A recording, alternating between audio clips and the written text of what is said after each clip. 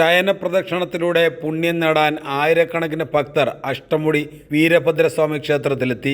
അഷ്ടമുടി വീരഭദ്രസ്വാമി ക്ഷേത്രത്തിലെ 28ാം ഓണാഘോഷത്തിന്റെ ഭാഗമായാണ് ഉരുൾനേർച്ച നടന്നത്. തെന്നിന്ത്യയിലെ ഏക വീരഭദ്രസ്വാമി ക്ഷേത്രമായ അഷ്ടമുടി വീരഭദ്രസ്വാമി ക്ഷേത്രത്തിലാണ് ഉരുൾനേർച്ച മഹോത്സവം നടന്നത്.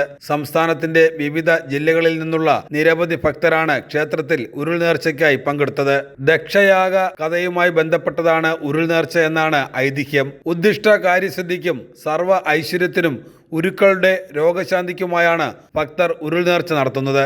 അഷ്ടമുടിക്കായലും കല്ലടയാറും അറബിക്കടലും സംഗമിക്കുന്ന ഇവിടെ മുങ്ങിക്കുളിച്ച് ഈറനോടെ വീരഭദ്ര ക്ഷേത്രത്തിന് ചുറ്റും ശയനപ്രദക്ഷിണം നടത്തുന്നതാണ് ചടങ്ങ്. ക്ഷേത്രത്തിലെത്തുന്ന ഭക്തജനങ്ങൾ ക്ഷേത്രത്തിന് മുന്നിലെ 101 തിരി നിലവിളക്കിൽ നെയ്വിളക്ക് കത്തിച്ച ശേഷം ക്ഷേത്രത്തിന് വലം വയ്ക്കും.